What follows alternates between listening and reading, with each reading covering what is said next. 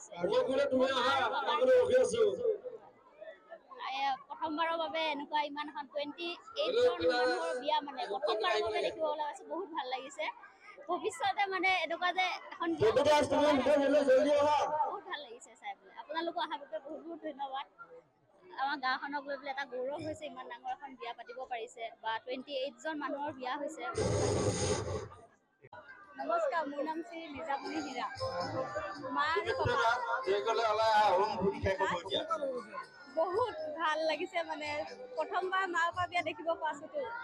ভাগ্য আৰু মা পাপা বিয়া দেখিব পাইছো ঠাকুৰদোহা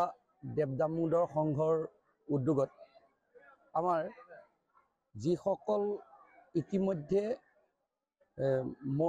মনে মিলা বিয়া ইতিমধ্যে সেইসকলৰ মনে মিলা বিয়াখন হৈ গৈছে আমাৰ হিন্দু ধৰ্মৰ নীতি অনুযায়ী মাংগলিকভাৱে যিখন বিয়া হ'ব লাগিছিল সেইখন হৈ উঠা নাছিল তেওঁলোকৰ হয়তো আৰ্থিকভাৱে খুবেই দুৰ্বল আছিল আমি দেৱ দামোদৰ সংঘৰ সমূহ সদস্য বিষয়ববীয়া আলোচনা কৰিলোঁ এই আৰ্থিকভাৱে যিসকল দুৰ্বল তেওঁলোকৰ সদিচ্ছা আছে যে মাংগলিকভাৱে এখন হিন্দু ধৰ্মৰ ৰীতি নীতি অনুযায়ী বিবাহ পাতা মনস্থ আছে তেওঁলোকৰ কিন্তু আৰ্থিকভাৱে তেওঁলোকে নোৱাৰে সেয়েহে আমি অনুভৱ কৰিলোঁ যে সমূহীয়াভাৱে ইতিমধ্যে যিসকলে মাংগলিকভাৱে বিবাহ পাশত আবদ্ধ হোৱা নাই তেওঁলোকক আমি আমাৰ উদ্যোগত আমি সমূহীয়াকৈ বিয়াৰ আয়োজন কৰিম সেয়েহে সকলো ৰাইজে আমাক সহায় সহযোগ আগবঢ়ালে আজি আমি সেই তাৰিখটো আজি ল'লোঁ আজি আমাৰ এই মঞ্চত প্ৰায় মাংগলিকভাৱে বিবাহ বৰ্তমান আমাৰ 26 যোৰা দৰা কইনাই ইয়াত অংশগ্ৰহণ কৰিছে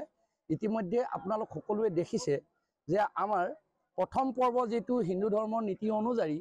যে দৰা কইনাক পানী তুলিব লাগে পানী তোলা কাম আমাৰ আয়তীসকলে ইতিমধ্যে সম্পূৰ্ণ কৰিছে পানী তোলা কাম শেষ হোৱাৰ পিছত তেওঁলোকক আমাক নুৱাই ধুৱাই মাহ হালধি আদি কৰি দিয়ে সেই কাম ইতিমধ্যে সম্পূৰ্ণ হৈ উঠিছে ইয়াৰ পিছৰ যেটো আমাৰ পৰ্ব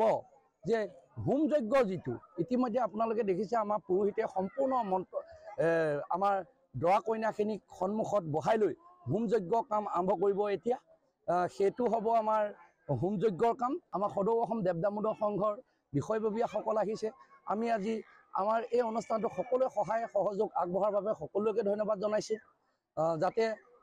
আৰু যি 2-4 গৰাকী অলৰেডি আমাৰ গাঁওখনত আছে হয়তো পৰৱৰ্তী সময়ত আমি এনে ধৰণৰ অনুষ্ঠান আগবঢ়াম আৰু সকলো ৰাইজৰ সহায় সহযোগ পাম নিশ্চয় ধন্যবাদ যিবিলাক অবিয় মানুহ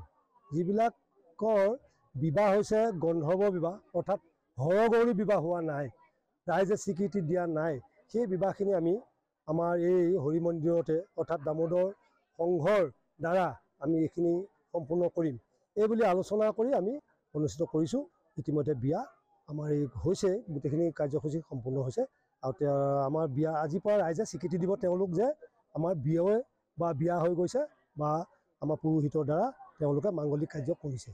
ইয়াত আমাৰ বৰ্তমান 60 পৰা ঊৰ্ধতে আছে আৰু ইফালে আমাৰ নতুনকৈ বিয়া হোৱা 22 পৰা 25 ভিতৰৰ বয়সৰ ভিতৰতে 26 যোৰা হৈছে